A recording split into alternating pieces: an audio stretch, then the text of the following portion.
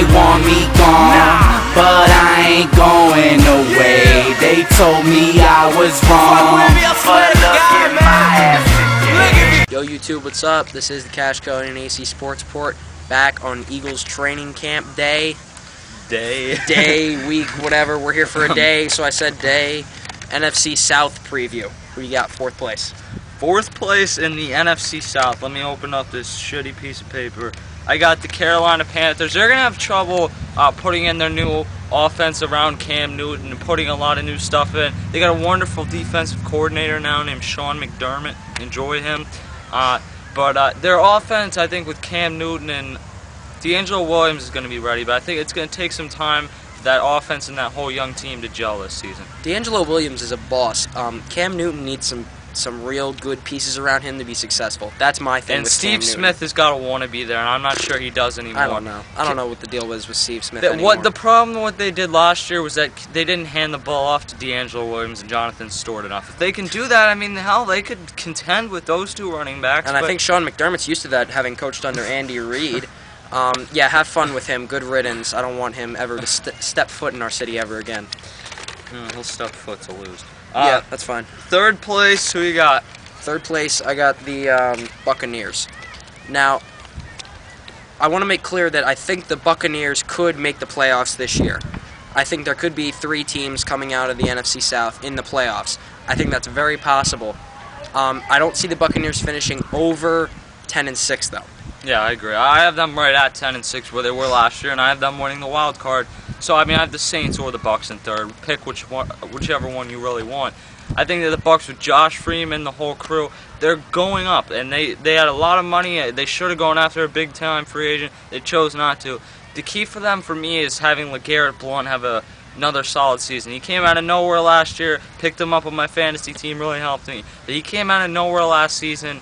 Was undrafted, I think, got picked up by the Titans, got in another fight, got cut.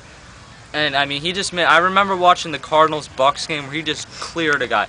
He has tremendous talent, and I think that if he's able to have another good season, watch out for the Bucs making a run in the NFC. The Bucs, if they get the right pieces in place, the sky's the limit for them. Yeah. Because they're sitting on a ton of money that I don't know what they're looking for. I guess they don't think that they really need it.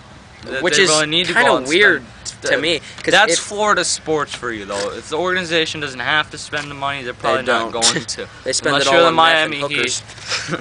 Unless you're the Miami Heat, you're probably not spending money in Florida. Second place, I think we both have agreed that we have the Saints also winning a wild card. I have them at 10-6 as well. I think the key for the Saints is getting a solid running game going, getting Pierre Thomas to stay healthy. Mark Ingram obviously replaces Reggie Bush. They're going to miss Bush's pass catching ability, but I think having Mark Ingram, he will be a better runner and eventually the feature back for that team. Drew Brees has got to cut down on the picks this season. Other than that, they should be a team that's right there again. If they rely a little bit more on the run instead of Reggie Bush, those little screen plays and those little dink passes that turned out to be big plays, I think if they put in that system and start running a little bit more and throwing the deep ball a little bit more with Brees, they could be really successful. I have them at around 11-5, again, sneaking into a wild card spot.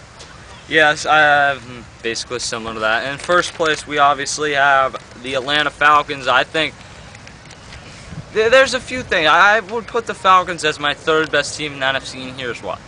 They got owned by the Packers last season, and on paper, I might have put them ahead of the Eagles, at least before the Eagles got awesome one. But then I'm thinking about it. There is no way in hell Michael Vick is going to lose to the Falcons in the playoffs. Not a chance. There is no way that is going to happen. He's not going to let that happen. And the Eagles owned the Falcons with Kevin Kolb last season. So I think that the Falcons can make a run, and I have Matt Ryan as an MVP candidate. Michael Turner's going to have another nice season. Roddy White's underrated, one of the best receivers in the NFL. The defense isn't terrible. John Abraham's a beast on the defense. I mean, they have a good team, 12-4, 11-5. I don't see them 13-3 again, but they got to show up in the playoffs this year. The thing about last year was everyone was like, oh, look out for the Falcons. Holy crap, look at these guys, 13-3 or whatever the heck they were. No, okay, they were a little overrated last year.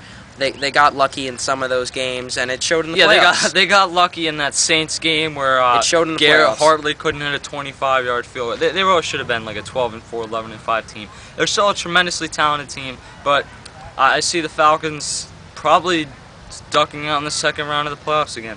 But I see them having to get through the first round this season. Yeah. But there's our NFC South preview.